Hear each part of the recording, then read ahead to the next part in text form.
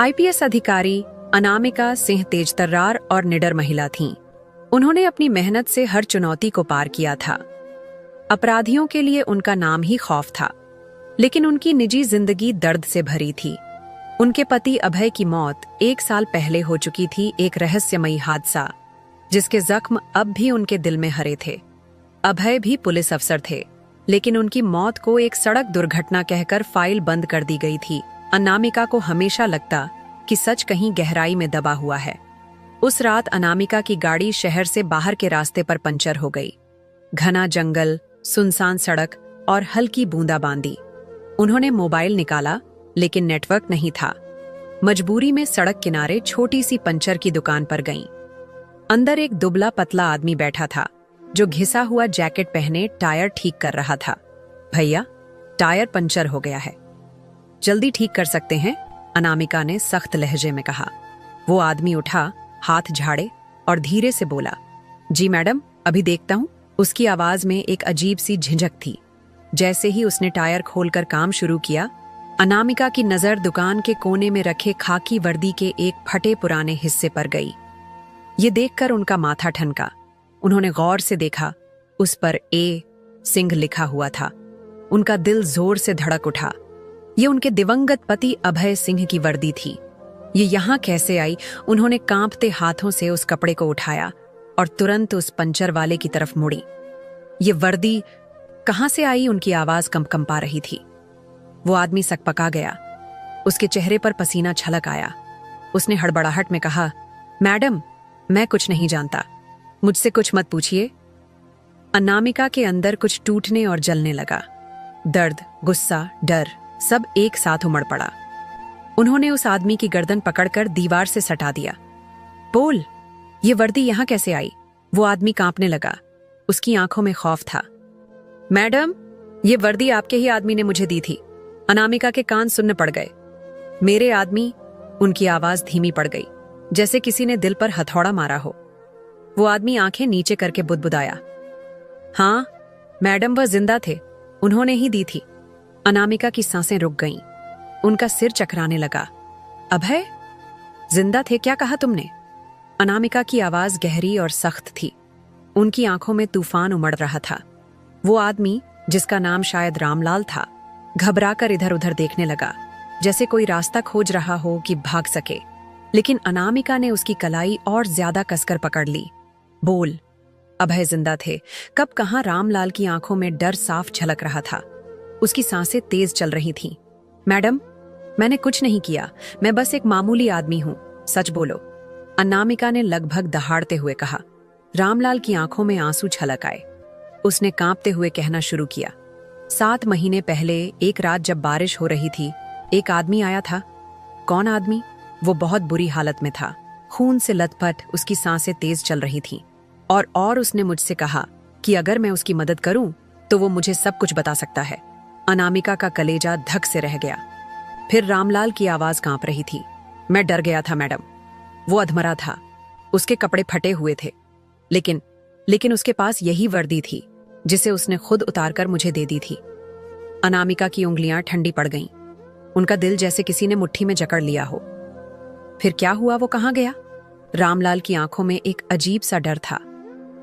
Madam, उसने मुझसे कहा था कि अगर कोई पूछे तो मैं कुछ न बताऊं, वरना क्या? अनामिका का सब्र जवाब दे रहा था। रामलाल ने कांपते हुए इधर उधर देखा, जैसे कोई अदृश्य ताकत उसे देख रही हो। वरना मेरी भी वही हालत होगी जो उसकी हुई थी। अनामिका का बदन सुन्न पड़ गया। मतलब? उनकी आवाज धीमी थी, लेकिन इतनी सख्त कि रामलाल का चेहरा पीला पड़ गया। रामलाल ने अपने फटे जैकेट की जेब में हाथ डाला और कांपते हुए एक चीज बाहर निकाली, एक पुरानी मुड़ी टुड़ी जेब घड़ी। अनामिका की सांस रुक गई। यह अभय की घड़ी थी, वही घड़ी जो उन्होंने अपनी पहली सालगिरह पर अभय को तोहफे में दी थी। अब यह घड़ी किसी अनजाने डर के साथ रामलाल की हथेली में रखी थी। अनामिका की आंखें जल उठीं। उनका पूरा वजूद कांप रहा था। ये घड़ी तुम्हारे पास कैसे आई? रामलाल ने गहरी सांस ली और बोला, क्योंकि मरने से पहले उन्होंने मुझसे कहा था कि अगर कभी आप आए तो ये चीज मैं आपको दे दूं। अनामिका की आंखों में अंधेरा छा गया। अभय मर चुके थे, लेकिन उन्होंने पहले ही मान लिया था कि अनामिका यहां आएगी। अनामिका की उंगलियां घड़ी के ठंडे शीशे पर जम गईं। उनकी आंखों के आगे धुंध छा गई। अभय उन्होंने घड़ी को ऐसे पकड़ा जैसे उसमें उनका अतीत कैद हो। बारिश अब तेज हो चुकी थी। ठंडी हवाएं अंधेरे में सिसक रही थीं। दुकान के पुराने टिन की छत पर गिरती बूंदों की आवाज उनके दिल की धड़कनों से मिल रही थी। रामलाल एक घायल जानवर की तरह कोने में दुबका खड़ा था। उसकी आंखें डर और अफसोस से भरी थीं। बोलो, उसके बाद क्या हुआ? अनामिका की आवाज भारी थी, जैसे कोई जिंदा लाश बोल रही हो। रामलाल की सांसें उखड़ने लगीं। वह हिम्मत जुटाकर बोला, मैडम, जब वो आया था उसकी हालत बहुत खराब थी। खून से लथपथ, बुखार में तप रहा था। और रामलाल अचानक चुप हो गया। उसकी आंखों में अजीब सा डर तैरने लगा। अनामिका ने उसके कंधे पर हाथ रखा। और क्या? रामलाल की आंखों से आंसू बह निकले। उसने कहा था कि अगर मैं उसकी मदद करूं तो वो मुझे एक ऐसी सच्चाई बताएगा जिसे मैं जानकर भी नहीं जानना चाहूंगा। कौन सी सच्चाई? रामलाल का गला सूख गया। उसकी उंगलियां बेतहाशा कांप रही थीं। उसने कहा था कि उसके साथ धोखा हुआ था। वो उन लोगों पर भरोसा कर बैठा जिन्होंने उसकी कब्र खुद पहले ही खोद रखी थी। अनामिका का सिर घूमने लगा। धोखा? उन्होंने अपने जबड़े भींच लिए। रामलाल ने सिर झुकाकर कहा, उसने कहा था कि मरने से पहले वो एक बार आपसे मिलना चाहता था। फिर तुमने उसे कहां छोड़ा? रामलाल ने थरथराते होठों से कहा, मैंने नहीं छोड़ा मैडम, वो खुद चला गया। कहां? रामलाल ने कांपते होठों से एक और इशारा किया। उधर, उसी जंगल में। अनामिका ने सिर उठाकर देखा। सड़क के उस पार घना जंगल अंधेरे में डूबा हुआ था। ठंडी हवा में पेड़ किसी अज्ञात दर्द में झूम रहे थे। रामलाल की आवाज कांप रही थी। उसने कहा था, अगर मैं जिंदा बचा तो वापस आऊंगा, लेकिन अगर नहीं लौटा। अनामिका का दिल थमने लगा। तो रामलाल की आंखों से आंसू गिरने लगे। तो समझ लेना कि वो जिनसे भाग रहा था उन्हीं के हाथों मारा गया।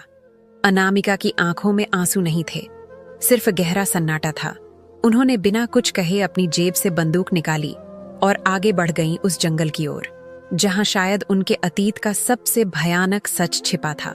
घड़ी अब भी अनामिका की मुट्ठी में दबी थी, ठंडी, भारी और गहरी रहस्यों से भरी हुई। उनकी आंखें जंगल की ओर उठीं, जहां अंधेरा घना था और बारिश ने रास्तों को और भी ज्यादा धुंधला कर दिया था। रामलाल की कांपती आवाज उनके कानों में अब भी गूंज रही थी, अगर मैं जिंदा बचा तो वापस आऊंगा। अनामिका के अंदर कुछ दरकने लगा। अगर अभय लौटे ही नहीं तो क्या इसका मतलब यह था कि वह नहीं? वह इस सवाल को खत्म किए बिना लौटने वाली नहीं थी। उन्होंने अपनी कमर से सर्विस पिस्टल निकाली और सड़क पार कर जंगल में घुस गईं। जंगल में घुसते ही उन्हें अजीब सा एहसास हुआ। हवा में अजीब सी घुटन थी, जैसे कोई अदृश्य ताकत वहां मौजूद हो। बारिश की बूंदें पत्तों पर गिरकर सिसकियां भर रही थीं। उन्होंने धीरे धीरे आगे बढ़ना शुरू किया। उनके कदम मिट्टी में ढंसते जा रहे थे। अचानक किसी के पैरों के नीचे सूखी टहनी चटक गई। अनामिका ने तुरंत बंदूक उठा ली। कौन है? उन्होंने सख्त आवाज में कहा। कोई जवाब नहीं आया, केवल बारिश की बूंदें और हवा में घुली हुई हल्की सी सरसराहट। फिर अचानक उन्हें एक हल्की सी रोशनी दिखी, बहुत दूर, जंगल के भीतर। उनका दिल जोर से धड़क उठा। क्या यह कोई इत्तेफाक था या कोई उनका इंतजार कर रहा था? जैसे जैसे अनामिका उस रोशनी की ओर बढ़ी, उनके अंदर का डर और बेचैनी बढ़ती गई। कुछ ही देर में उन्हें एक टूटी फूटी झोपड़ी दिखाई दी। झोपड़ी के बाहर एक पुराना जंग लगा ताला लटका था, लेकिन ताले की चाबी उसमें फंसी हुई थी। उन्होंने धीरे से ताले को घुमाया, ताला खुल गया। उन्होंने झोपड़ी का दरवाजा धीरे से धकेला। भीतर अंधेरा था, लेकिन एक कोने में एक पुरानी लालटेन जल रही थी। उसकी मध्यम रोशनी में अनामिका की नजरें धीरे धीरे चारों तरफ घूमी और फिर उनका दिल जैसे सीने से बाहर निकल आया। झोपड़ी की दीवार पर लाल रंग से कुछ लिखा था, लेकिन वह लाल रंग नहीं था, वह खून था। और खून से लिखा था, अनामिका। उनकी सांस अटक गई। ये किसने लिखा था और क्यों? क्या अभय यहाँ थे? अगर थे तो अब कहाँ गए? और अगर नहीं थे तो फिर उनका नाम खून से लिखने वाला कौन था? अनामिका का शरीर सुन्न पड़ने लगा। फिर उनकी नजर कोने में रखे एक गंदे कपड़े के ढेर पर पड़ी। उन्होंने हिम्मत जुटाकर उसे उठाया और जैसे ही वह कपड़ा हटाया, उनके होश उड़ गए। नीचे पड़ी थी अभय की वॉलेट और उसके अंदर रखी उनकी शादी की फोटो, लेकिन फोटो के ऊपर किसी ने धारदार चाकू से अनामिका के चेहरे को कुरेद दिया था। अनामिका की उंगलियां ठंडी पड़ गईं। उन्होंने धीरे से वॉलेट उठाया। उसकी चमड़े की सतह पानी में भीगकर फटने लगी थी, लेकिन अंदर रखी तस्वीर अब भी साफ थी। बस उनके चेहरे पर किसी ने चाकू से गहरे निशान बना दिए थे। उनकी सांसें थमने लगीं। यह सब क्या हो रहा है? बरसों पहले अभय के साथ खिंचवाई गई वह तस्वीर जिसमें वे दोनों मुस्कुरा रहे थे, अब वही तस्वीर किसी दर्दनाक संदेश में बदल चुकी थी। फिर अचानक झोपड़ी के कोने से एक सरसराहट सुनाई दी। अनामिका का दिल जोर से धड़क उठा। उन्होंने तुरंत अपनी पिस्तौल संभाली और फूंक फूंक कर कदम बढ़ाए। झोपड़ी का हर कोना अंधेरे से भरा था। लालटेन की रोशनी कांप रही थी, जैसे वह खुद किसी डर में डूबी हो। कौन है वहां? उन्होंने सख्त आवाज में कहा। कोई जवाब नहीं, लेकिन उनकी आंखों ने एक परछाई देखी जो धीरे धीरे झोपड़ी के पीछे की दीवार पर हिल रही थी। मृत शरीर या? अनामिका ने गहरी सांस ली और आगे बढ़ी। दीवार के उस पार एक पुराना लकड़ी का संदूक रखा था। वह सड़ चुका था और उस पर सूखे खून के धब्बे थे। उन्होंने धीरे से उसका ढक्कन उठाया और जैसे ही उन्होंने अंदर झांका, उनकी चीख उनके गले में ही घुट गई। संदूक के अंदर कोई पड़ा था, गहरे काले कपड़ों में लिपटा एक शरीर जो बेजान लग रहा था। लेकिन अनामिका की नजर जिस चीज पर अटक गई वह थी उसकी कलाई पर बंधी वही घड़ी जो उन्होंने कुछ मिनट पहले रामलाल से ली थी। उनके दिमाग में जैसे विस्फोट हुआ। ये कैसे हो सकता है? उन्होंने हड़बड़ाकर अपने हाथ में पकड़ी घड़ी देखी और फिर संदूक में पड़े हाथ की कलाई पर बंधी घड़ी देखी। दोनों घड़ियां एक जैसी थीं। एक पल के लिए लगा कि दुनिया ठहर गई है। क्या यह अभय है या फिर कोई और खेल खेला जा रहा था?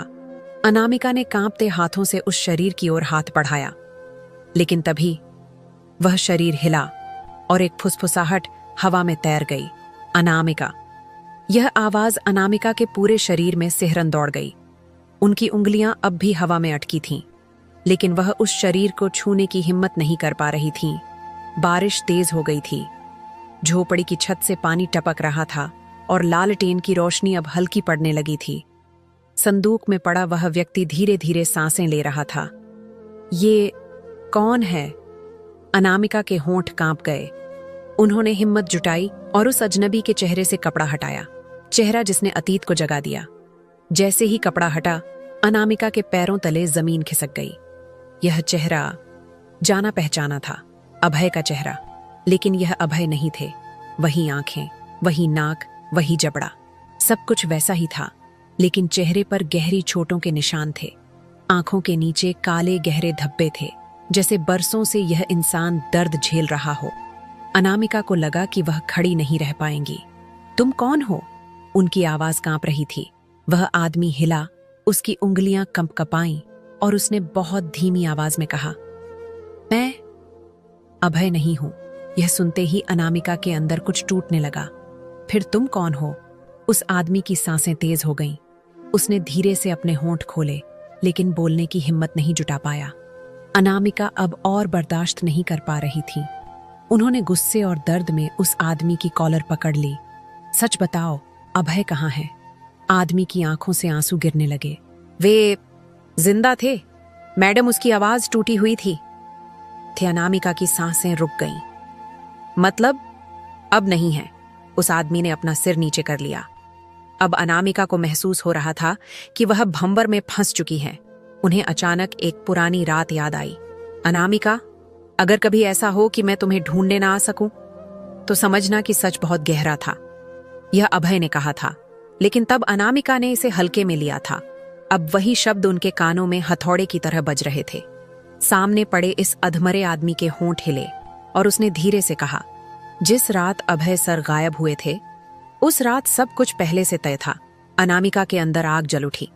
किसने किया यह सब? अब उनके अंदर न डर बचा था, न दर्द, बस बदले की आग थी। उन्होंने उस आदमी की ओर देखा जो अब भी कांप रहा था।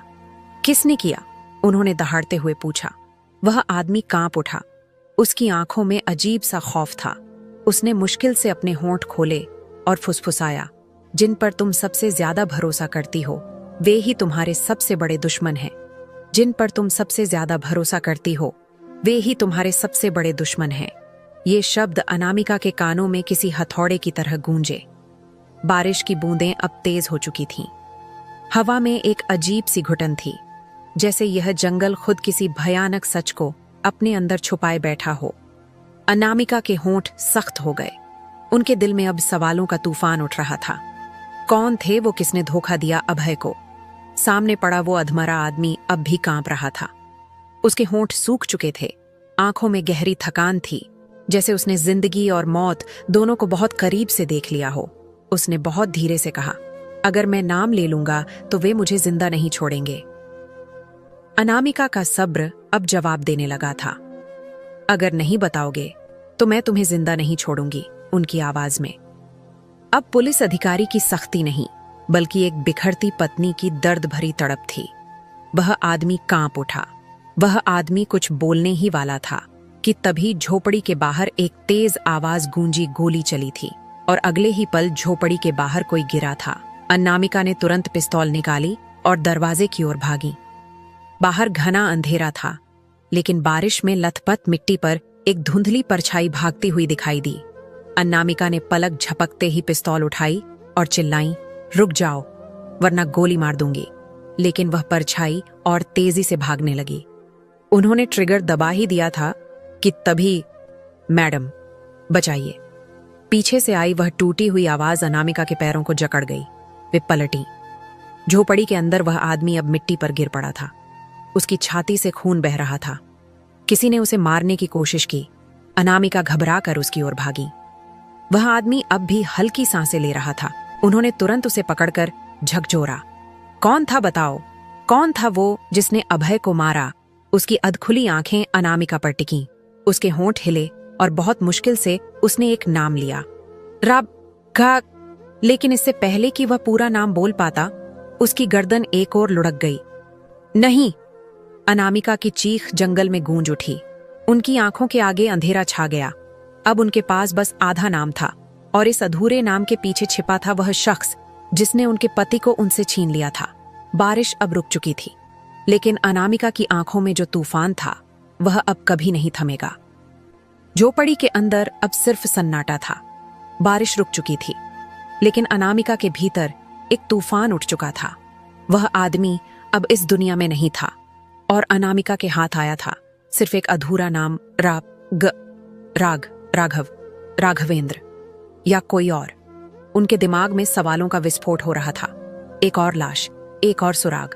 अचानक झोपड़ी के बाहर एक हल्की सी आहट हुई। अनामिका तुरंत चौकन्नी हो गई। उन्होंने पिस्तौल संभाली और दबे कदमों से बाहर निकली। बाहर चारों ओर गहरा अंधेरा था, लेकिन जमीन पर ताजा खून के धब्बे दिख रहे थे। उन्होंने टॉर्च जलाकर देखा। कुछ ही कदम दूर कोई औंधे मुंह गिरा पड़ा था। वह धीमे धीमे हिल रहा था, जैसे आखिरी सांसें गिन रहा हो। अनामिका ने धीरे से उसे पलटा और उनके होश उड़ गए। यह रामलाल था, वही पंचर वाला जिसने उन्हें यह केस शुरू करने के लिए मजबूर किया था। लेकिन अब उसकी आंखों में अजीब सा खौफ था। मैडम, उसकी आवाज बमुश्किल निकली। उसका पेट फटा हुआ था। किसी ने उसे बड़ी बेरहमी से चाकू मारा था। रामलाल, किसने किया यह सब? उसकी उंगलियां कांपते हुए धीरे धीरे ऊपर उठीं। उसने किसी की ओर इशारा किया, लेकिन इससे पहले कि वह कुछ बोल पाता, उसकी आंखें पलट गईं। वह मर चुका था। अनामिका के हाथ कांपने लगे। अब उनके सामने दो लाशें थीं। एक वो आदमी जिसने अभय का नाम लिया था और दूसरा रामलाल, जो शायद सच बताने ही वाला था। कोई नहीं चाहता कि मैं सच तक पहुंचूं। अब यह साफ हो चुका था। वह अकेली थीं और कोई छिपकर उनके हर कदम पर नजर रख रहा था। अचानक उनकी नजर रामलाल के हाथ पर पड़ी। उसकी उंगलियों के नीचे कुछ लिखा हुआ था। उन्होंने झुककर गौर से देखा, R17। क्या यह कोई कोड था या फिर किसी जगह का नाम या किसी इंसान की पहचान? यह सुराग मैं यूं ही नहीं छोड़ सकती। अनामिका ने ठान लिया। उन्होंने जेब से एक कपड़ा निकाला और रामलाल के खून में डूबे हाथ की उंगलियों की छाप अपने रुमाल पर ले ली। अब यह सिर्फ केस नहीं था, अब यह उनका बदला था। रामलाल का खून अब भी अनामिका की उंगलियों से चिपका था। R17 ये नाम नहीं, कोई संकेत था, लेकिन इसका मतलब क्या था? अब तक 3 मौतें हो चुकी थीं अभय, जो कभी लौटा ही नहीं। वह अजनबी जिसने अभय के बारे में बोलते ही दम तोड़ दिया। रामलाल जिसने मरते मरते भी एक संकेत छोड़ दिया। अनामिका की आंखों में अब आंसू नहीं थे। उनकी आंखें सिर्फ एक चीज चाहती थीं, सच। झोपड़ी के बाहर अभी भी हल्की हल्की सीलन भरी हवा थी। हर तरफ मिट्टी में ताजा खून फैला था। अनामिका ने अपने फोन की टॉर्च ऑन की और चारों ओर ध्यान से देखा। फिर उन्हें कुछ दिखा। जमीन पर किसी ने कीचड़ में खुरच खुरच कर कुछ लिखा था। उन्होंने टॉर्च और पास ले जाकर गौर से देखा। गोदाम, R17 गोदाम। कौन सा गोदाम? क्या यह वही जगह थी जहां सब छिपा था? अब तक यह सिर्फ एक छिपे हुए दुश्मन की तलाश थी, लेकिन अब यह जगह भी सामने आ चुकी थी। जंगल के अंधेरे में एक साया अनामिका खून से सने रुमाल को मोड़कर जेब में रखी रही थी कि एक हल्की आहट हुई। कोई छिपकर उन्हें देख रहा था। उन्होंने तुरंत पिस्तौल निकाल ली। कौन है? उनकी आवाज जंगल में गूंज उठी। कोई जवाब नहीं। फिर अचानक पत्तों के बीच से एक परछाई तेजी से भागी। अनामिका बिना एक पल गंवाए उसके पीछे दौड़ पड़ी। तेज कदम, तेज धड़कन और अंधेरा जो सब कुछ निगलने को तैयार था। वह साया ज्यादा दूर नहीं था, लेकिन अचानक अनामिका का पैर किसी चीज से टकराया और वह जमीन पर गिर गई। उनके हाथ से पिस्तौल छिटक कर दूर जा गिरी और जब उन्होंने ऊपर देखा, वह परछाई ठीक उनके सामने खड़ी थी। परछाई के हाथ में एक लंबा धारदार चाकू था और वह सीधा अनामिका की ओर बढ़ रही थी। परछाई अब और करीब आ चुकी थी। अनामिका अभी भी जमीन पर पड़ी थी। उनकी पिस्तौल कुछ ही फीट की दूरी पर गिरी हुई थी, लेकिन उस तक पहुंचना नामुमकिन लग रहा था। ये कौन है? क्या ये वही है जो सबको मार रहा है? उनका दिमाग तेजी से काम कर रहा था, लेकिन उनके पास वक्त बहुत कम था। परछाई का हाथ उठा, चाकू चमका और वह झपट पड़ा। मौत से 2 इंच की दूरी अनामिका ने आखिरी पल में खुद को घुमाया और चाकू उनके कंधे को छूता हुआ निकल गया। तेज दर्द उठा, लेकिन उन्होंने खुद को संभालते हुए परछाई के पैर पर जोरदार लात मारी। वह आदमी संतुलन खो बैठा और पीछे गिर पड़ा। यही मौका था। अनामिका पूरी ताकत लगाकर लुढ़कती हुई अपनी पिस्तौल की ओर बढ़ी। परछाई भी उठ चुकी थी। उसने फिर से चाकू उठाया, लेकिन इससे पहले कि वह हमला कर पाता, गोलियों की गूंज जंगल में फैल गई। परछाई के हाथ से चाकू छूट गया और वह जमीन पर गिर पड़ा। अनामिका ने कांपते हुए सांस ली। कौन था यह? उन्होंने टॉर्च जलाकर उसका चेहरा देखा और उनकी सांसें अटक गईं। ये कैसे हो सकता है? वह वही आदमी था जो कुछ घंटे पहले मर चुका था। अनामिका की आंखें फटी रह गईं। लेकिन मैंने इसे मरते हुए देखा था। इसकी गर्दन एक ओर लुढ़क गई थी, तो फिर ये जिंदा कैसे? उनका दिमाग सुन्न पड़ रहा था। तभी उन्होंने उसकी जेब टटोली और अंदर से एक छोटा सा कागज निकला। उस पर सिर्फ 3 शब्द लिखे थे, R17 जाओ, मौत इंतजार कर रही है। अब यह साफ था, यह सिर्फ एक हत्या का केस नहीं था, यह एक जाल था और वह धीरे धीरे उसमें फंसती जा रही थी।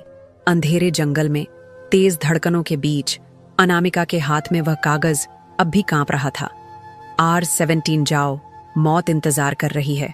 मौत मेरी, या फिर ये सिर्फ एक चेतावनी थी? उनका दिमाग अब और सवालों से भर चुका था, लेकिन जवाब अब भी कोसों दूर थे। उन्होंने जल्दी से अपनी जेब से फोन निकाला और R17 को ट्रैक करने की कोशिश की, लेकिन कोई रिजल्ट नहीं। क्या यह कोई पुराना कोड है या फिर ये जगह किसी नक्शे में दर्ज ही नहीं थी? तभी एक घंटी की हल्की आवाज हवा में गूंजी, बहुत धीमी लेकिन साफ। अनामिका तुरंत सतर्क हो गई। ये आवाज कहां से आ रही है? उन्होंने चारों ओर देखा, लेकिन घना जंगल अब भी अंधेरे की चादर में लिपटा था। फिर अचानक किसी चीज की धीमी गुर्राहट सुनाई दी। वे तुरंत मुड़ी और अपनी पिस्तौल कसकर पकड़ ली, लेकिन जो उन्होंने देखा उसने उनकी सांसें रोक दी। दहशत के वो 2 लाल आंखें सामने, झाड़ियों के पीछे 2 चमकती हुई लाल आंखें उन्हें घूर रही थीं। कोई इंसान नहीं, कोई जानवर भी नहीं, कुछ था जो इंसान और जानवर के बीच की किसी चीज जैसा था। और अगले ही पल झाड़ियों के बीच से कोई चीज दौड़ पड़ी। सीधी अनामिका की ओर झाड़ियों के पीछे से वो भयानक परछाई तेजी से अनामिका की तरफ बढ़ रही थी। उसके पैरों की आहट, उसकी गुर्राहट और वो लाल चमकती आंखें। यह कोई इंसान था या कोई जानवर? अनामिका ने बिना एक पल गंवाए पिस्तौल सीधी कर दी। रुक जाओ, उन्होंने गरजती हुई आवाज में कहा, लेकिन वो साया नहीं रुका, बल्कि अब वो और तेजी से उनकी ओर लपका। अनामिका ने ट्रिगर दबाने ही वाली थी कि वो चीज अचानक एक ऊंची छलांग लगाकर झाड़ियों में गायब हो गई। चारों ओर सिर्फ सन्नाटा। एक पल के लिए लगा कि कुछ हुआ ही नहीं था, लेकिन तभी पेड़ों के ऊपर से कुछ गिरने लगा। अनामिका ने टॉर्च ऊपर की ओर देखा और उनकी आंखें चौड़ी हो गईं। ऊपर पेड़ों की शाखाओं पर कई जोड़ी लाल आंखें चमक रही थीं। ये क्या हो रहा है? ये सिर्फ एक नहीं था, कई थे। अनामिका ने अब पूरी तरह से चौकन्ना हो गई थी। उन्होंने धीरे धीरे कदम आगे बढ़ाए, हर पेड़ के पीछे नजर रखी। फिर अचानक उनके पैरों के नीचे कुछ चटकने की आवाज हुई। उन्होंने नीचे देखा, जमीन पर इंसानी हड्डियां पड़ी थीं, कुछ पुरानी, कुछ बिल्कुल ताजी, और उनके बीच कीचड़ में एक नाम खुरचा हुआ था, अभय। अनामिका के दिल की धड़कनें तेज हो गईं। क्या अभय यहां था? क्या यह उसके आखिरी शब्द थे? लेकिन उनके पास सोचने का ज्यादा वक्त नहीं था, क्योंकि तभी कोई बहुत करीब आ चुका था, बहुत ही करीब। अनामिका के रोंगटे खड़े हो गए। पेड़ों की शाखाओं पर चमकती लाल आंखें धीरे धीरे हरकत करने लगीं। उनकी गुर्राहट अब साफ सुनाई देने लगी थी। हवा में एक अजीब सी घुटन थी। आसपास की मिट्टी में ताजा खून के निशान थे। वह जितना ध्यान से देखती, उतना ही यह एहसास गहराता जा रहा था कि वे किसी खौफनाक जगह पर आ चुकी हैं। ये सब क्या है? ये कौन है? और अभय का नाम यहाँ कैसे लिखा हुआ है? तभी झाड़ियों के पीछे से एक डरावनी परछाई निकलकर उनके सामने आ गई। वह परछाई झुकी हुई थी, जैसे इंसानी आकार में कोई जानवर हो। उसकी त्वचा काली, सख्त और उभरी हुई थी। उसकी सांसों से बदबू आ रही थी, जैसे वह किसी गहरे अंधेरे में सड़ती लाशों के बीच रहा हो। लेकिन सबसे डरावनी चीज थी उसकी आंखें, सुर्ख लाल, ठंडी और निर्जीव। अनामिका ने तुरंत अपनी पिस्तौल उठा ली और ट्रिगर दबा दिया। गोलियां सीधी उसके सीने में लगीं, लेकिन वह पीछे गिरने के बजाय खड़ा रहा। क्या ये कैसे संभव है? वह परछाई जरा भी नहीं हिली, बल्कि उसने धीरे से अपना सिर झुकाकर अपने सीने की ओर देखा, जहां गोलियों के घाव होने चाहिए थे।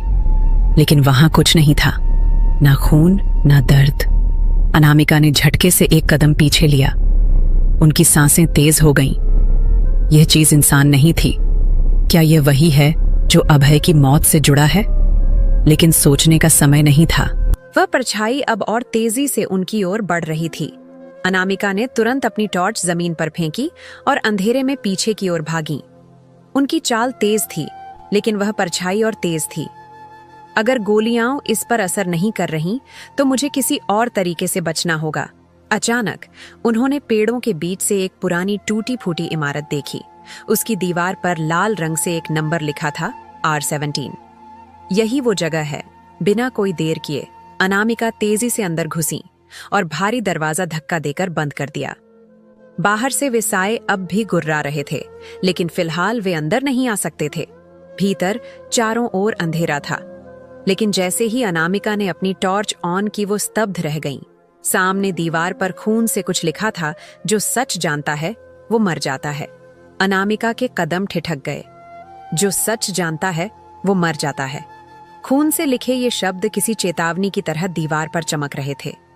अंदर की हवा भारी थी, जैसे कोई इस जगह पर मौत की कहानियां छोड़ गया हो। उन्होंने धीरे से अपनी पिस्तौल कसी और कमरे के चारों ओर देखा। जगह जगह पुराने लकड़ी के बक्से, जंग लगे औजार और धूल से भरे दस्तावेज बिखरे थे। हर चीज पर खून के धब्बे थे, कुछ सूखे, कुछ शायद ताजे। दीवार के एक कोने में कुछ पड़ा था। उन्होंने धीरे से टॉर्च का रोशनी फेंकी।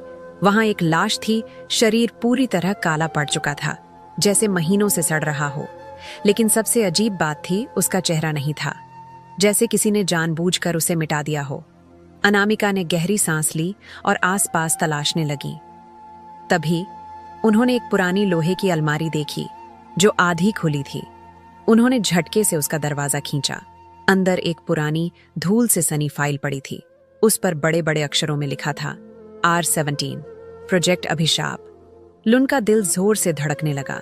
क्या अभय की गुमशुदगी और इन खौफनाक घटनाओं का संबंध इसी से है? फाइल को उठाते ही उसके अंदर से एक और छोटा कागज गिरा। अनामिका ने उसे उठाया। उस पर लिखा था, यहां से बाहर निकलो, इससे पहले कि वे तुम्हें देख लें। वे कौन? अनामिका की सांसें तेज हो गईं। उनके हाथों में अब प्रोजेक्ट अभिशाप की फाइल थी और उस छोटे कागज पर लिखे शब्द उनकी चेतावनी बन चुके थे। यहां से बाहर निकलो, इससे पहले कि वे तुम्हें देख लें। वे कौन?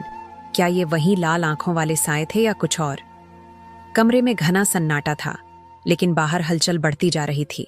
मौत दरवाजे पर खड़ी थी। अचानक दरवाजे पर भारी धमाका हुआ। कोई दरवाजा तोड़ने की कोशिश कर रहा था। अनामिका ने अपनी पिस्तौल कसकर पकड़ ली। उनकी टॉर्च की रोशनी अब भी कांप रही थी। अगर मैंने इसे अभी नहीं खोला तो वे इसे तोड़ देंगे, और अगर खोला तो मैं सीधे उनके सामने जाऊंगी। वक्त बहुत कम था। उन्होंने जल्दी से कमरे में नजर दौड़ाई, तभी खट! उनके ठीक पीछे अलमारी के पास फर्श में एक सीक्रेट दरवाजा था। अनामिका ने तुरंत उसे खोला।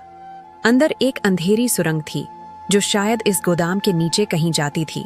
बाहर धमाकों की आवाज तेज हो गई थी। अब उनके पास सिर्फ 2 रास्ते थे। 1, दरवाजा खोलकर सामने खड़े खौफनाक सायों से भिड़ना। 2, इस रहस्यमयी सुरंग में उतरकर अंधेरे में छिप जाना। उन्होंने एक गहरी सांस ली और फिर बिना देर किए सुरंग में कूद गई। अनामिका अंधेरे में गिरती चली गई। दीवारें ठंडी और नमी से भरी थीं। पैरों के नीचे गीली मिट्टी और सड़ती लकड़ी की गंध थी। ऊपर गोदाम के दरवाजे पर धमाके अब भी हो रहे थे, लेकिन अब उनकी आवाज धीरे धीरे दूर होती जा रही थी। उन्होंने खुद को संभाला और अपने फोन की टॉर्च ऑन की। यह सुरंग कहाँ जाती है? आगे एक संकरा रास्ता दिख रहा था, जो शायद जमीन के नीचे कहीं और खुलता होगा। क्या अभय इस रास्ते से गुजरा था? उनके हाथ में अब भी वह प्रोजेक्ट अभिशाप की फाइल थी, लेकिन इसे पढ़ने का समय नहीं था।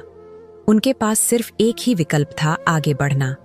सुरंग में जैसे जैसे वे आगे बढ़ रही थीं, दीवारों पर अजीब अजीब निशान उभरे हुए दिखने लगे।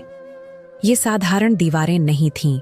यहाँ कुछ लिखा था, लेकिन खून से कुछ जगहों पर हाथों के निशान, कुछ जगह अजीब से गुप्त चिन्ह। एक जगह उन्होंने अपनी टॉर्च घुमाई और पढ़ने की कोशिश की। जो यहाँ तक आया वो कभी लौटकर नहीं गया। अनामिका के शरीर में सिहरन दौड़ गई। रास्ता जो बंद हो चुका था, उन्होंने अपनी चाल तेज कर दी। अब सुरंग थोड़ी खुलने लगी थी, जैसे कोई पुराना तहखाना हो। लेकिन फिर अचानक उनके कदम ठिठक गए। सामने दीवार पर एक पुराना जंग लगा दरवाजा था। उन्होंने धीरे से उसे धक्का दिया, लेकिन वह भीतर से बंद था। फुसफुसाहटें जो सुनाई देने लगीं, चारों ओर गहरा सन्नाटा था। लेकिन तभी अनामिका एक धीमी फुसफुसाहट गूंजी। वे तुरंत मुड़ी, पिस्तौल कसकर पकड़ी। पीछे अंधेरा था, कोई दिख नहीं रहा था, लेकिन कोई था। कदमों की आहट, सांसों की आवाज, और अगले ही पल दरवाजा अपने आप खुल गया। दरवाजा धीरे धीरे खुला। अंदर घुप अंधेरा था, लेकिन एक अजीब सी ठंडी हवा बह रही थी। अनामिका की उंगलियां पिस्तौल की ट्रिगर पर कस गईं। उनका दिल जोरों से धड़क रहा था। जैसे ही उन्होंने अंदर कदम रखा, टॉर्च की रोशनी में फर्श पर पड़ा एक इंसानी कंकाल चमका। उसकी बगल में एक पुरानी जेब घड़ी थी, जिसमें अभय का नाम खुदा हुआ था। अभय! उनकी आंखों में नमी तैर गई। अनामिका ने कांपते हाथों से फाइल खोली और पढ़ना शुरू किया। प्रोजेक्ट अभिशाप एक गुप्त प्रयोग था, जिसमें इंसानों को अजीब दवाइयां देकर अमानवीय शक्तियों में बदला जा रहा था। सरकार की काली दुनिया में यह प्रयोग उन लोगों पर किया जाता था जो या तो लापता हो जाते थे या जिन्हें सिस्टम खुद गायब कर देता था। अभय भी एक शिकार था। फाइल में लिखा था, विषय संख्या 27, अभय वर्मा। प्रयोग असफल, उसे खत्म कर दिया गया। अनामिका की आंखें छलक पड़ीं। सामने खड़ा एक अधूरा सच। तभी अनामिका, एक कमजोर आवाज गूंजी। वे पलटी। सामने अभय खड़ा था, पर वह पहले जैसा नहीं था। उसकी आंखें लाल थीं, शरीर पर गहरे घाव थे और उसका चेहरा भावहीन था। तुम जिंदा हो? अभय ने धीरे से सिर झुकाया। मैं जिंदा हूं, लेकिन इंसान नहीं हूं। अनामिका का दिल टूट गया। अलविदा जो अधूरा रह गया। अभय ने आगे बढ़कर अनामिका का हाथ पकड़ा। तुम्हें यहां से जाना होगा, वे आ रहे हैं। नहीं, मैं तुम्हें छोड़कर कहीं नहीं जाऊंगी। अभय की आंखों में एक अजीब सी शांति थी। तुम्हें सच दुनिया को बताना होगा। मैं अब इस दुनिया का हिस्सा नहीं हूं। दरवाजे के बाहर तेज धमाके होने लगे। वे साए फिर से पास आ रहे थे। अभय ने अनामिका को सुरंग के दूसरे छोर की ओर धकेला। जाओ अनामिका, भागो। आंसुओं के साथ उन्होंने पीछे मुड़कर आखिरी बार अभय को देखा। फिर दरवाजा बंद हो गया। एक सच जो हमेशा जिंदा रहेगा। कई दिनों बाद दुनिया ने एक सनसनीखेज खबर सुनी। आईपीएस अनामिका राय ने एक खुफिया प्रयोगशाला का पर्दाफाश किया, जहां इंसानों पर अनैतिक प्रयोग किए जा रहे थे। सरकार इस पर कोई जवाब नहीं दे रही है, लेकिन देश भर में हंगामा मच गया है। लेकिन कोई नहीं जानता था कि उस सच की कीमत एक प्यार की बलि थी। अनामिका हर रात उस अधूरे अलविदा को याद करती और अंधेरे में कहीं न कहीं अभय अब भी खड़ा था, बस इंसानों की दुनिया से बहुत दूर। दोस्तों, क्या कहना है आपको इस कहानी के बारे में? कमेंट करके जरूर बताएं। वीडियो को लाइक करें और इसी तरह की कहानियां देखने और सुनने के लिए हमारे चैनल को सब्सक्राइब करके घंटी को दबाकर ऑल पर सेट कर लीजिए, ताकि आने वाली वीडियो का नोटिफिकेशन आपके पास तुरंत पहुंचे। मिलती हूं आपसे अगली वीडियो में। वीडियो को पूरा देखने के लिए आपका बहुत बहुत धन्यवाद।